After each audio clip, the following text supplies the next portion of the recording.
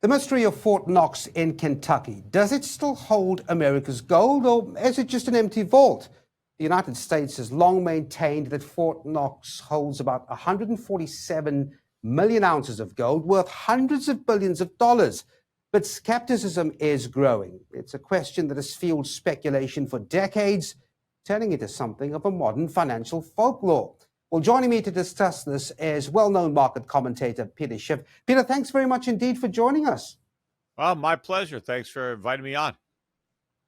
Well, Peter, let's start with how we got here. I mean, how does this issue evolve into somewhat of a financial folklore with so much doubt about the gold in Fort Knox? How did we get here? Well, nobody's really audited it, I think, since the 1950s. So you always have rumors that, well, maybe it's not there. I mean, I would assume that the gold is there, because I think if it wasn't there, a number of people would obviously know about it. I think it'd be hard to kind of keep that a secret for all these years. It's possible, though, that some of that gold has been leased out. Maybe not all the gold is on premises. Maybe that's part of the issue. But once upon a time, the gold needed to be there because that was our money. The Federal Reserve notes that we had were redeemable in gold. They were backed by real money, which was gold. And the gold was, I guess, most of it was kept there in Fort Knox. But if you had Federal Reserve notes, you were entitled to gold. And so the gold needed to be there, and it needed to be audited because our creditors needed to know that we had enough gold to make good on our obligations to pay gold. But ever since 1971, we've had no obligation to pay anything. We defaulted on our commitments, on our notes. And so nobody really cared how much gold was in Fort Knox because nobody was entitled to any of it. But in theory, though, the gold is important because it means that the United States has an asset that can be used to support the dollar. Because if the dollar were to come, under a lot of pressure on foreign exchange markets, the U.S. government would have that gold that it could sell to buy back dollars to kind of prop up the price. But if we don't have the gold, then we don't really have anything to use to prop up the value of our fiat currency. Yeah, and I want to talk about the dollar impact in a moment. Now, Elon Musk's new Department of Government Efficiency, DOGE, is calling for the audit, and Trump himself, mind you, says he might personally inspect that vault. So you have heightened conversations around this. I mean, that's one thing. But I'm wondering, how seriously is the market taking this, Peter? I don't know that it's really, reacting in any way to it. I mean, the price of gold has been going up for some time, so I don't think the recent move up is in any way related to, Fort Knox and whether or not there's going to be an audit or whether or not all the gold is going to be there. But I think that if there is a meaningful shortfall in the amount of gold that's at Fort Knox, if that's in fact what is found, then I would expect a much higher gold price to result from that. But my best, guess would be that that's not the case. I would think the gold is there, I want to go through some of those scenarios. I mean, let's go through some of them. First of all, if a full independent audit does happen and confirms that every ounce of gold is indeed accounted for, what happens next? Well, I don't think anything happens because I don't think the market is, priced based on there not being any gold there. So I think if the gold isn't there, that would be a surprise for the markets. Now, if the opposite happens, I mean, if an audit finds out that some of the gold is missing, or worse, most of it is gone, what does that do to currency markets and everything related to them? Well, that means that the price of gold's got to go a lot higher because there's not as much of it as we thought, right? All that supply wouldn't exist.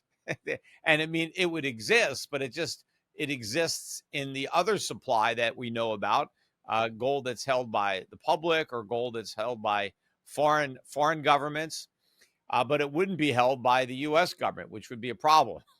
And it's interesting. All of this is happening as gold prices are hitting record highs. I'm wondering how that factor comes into this debate. Well, that might be one of the reasons why people are starting to question whether we really have the gold. But I think, now with the Trump presidency and some of the people that are there, a lot of people are looking for answers, right? To a lot of potential concerns that have been out there. Look, they're trying to get all the Epstein files released right now. They're making a deal about that. I don't know if people are trying to get more things or looking for the 9/11 records or the Kennedy assassinations or and so one of the theories that has been out there, or I hesitate to call them a conspiracy theory, but I guess it would involve a conspiracy to keep it quiet. But one of the concerns that has been around for decades is, do we have all the gold that we claim to have? Or maybe the US government has already sold that gold in an effort to suppress the price of gold. And so that's just been a concern that's been out there for some time.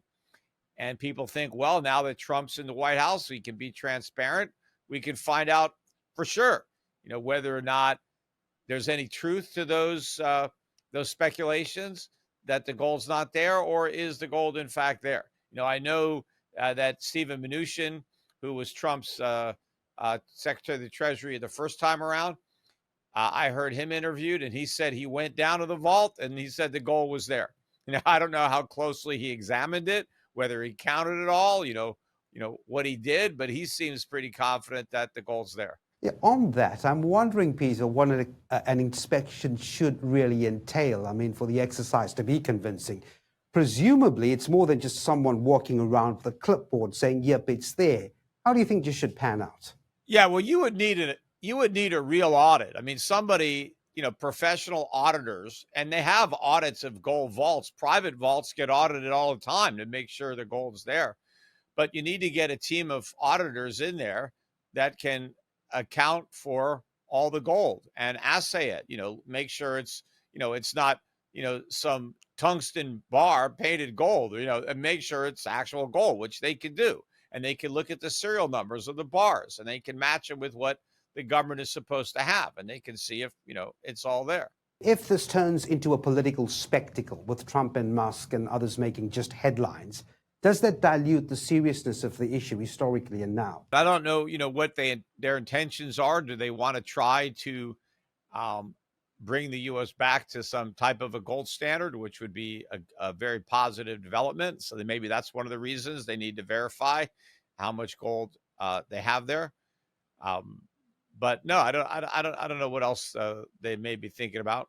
I want to shift focus to the currency markets very quickly as I let you go. I mean, we've seen in recent hours the US dollar index rising to a 2-week high, influenced by President Trump's announcement of those impending tariffs on Canada, Mexico, and China. How do these developments impact the dollar's strength? I mean, what are the broader implications for the global economy? What are you watching? Well, the dollar, I think, is overvalued. It's been bid up by speculators, really, because of its a safe haven status, its so-called safe haven, and its reserve status. I don't think that the tariffs are not on the Chinese or the Canadians or the Mexicans, although they impact some of the companies there.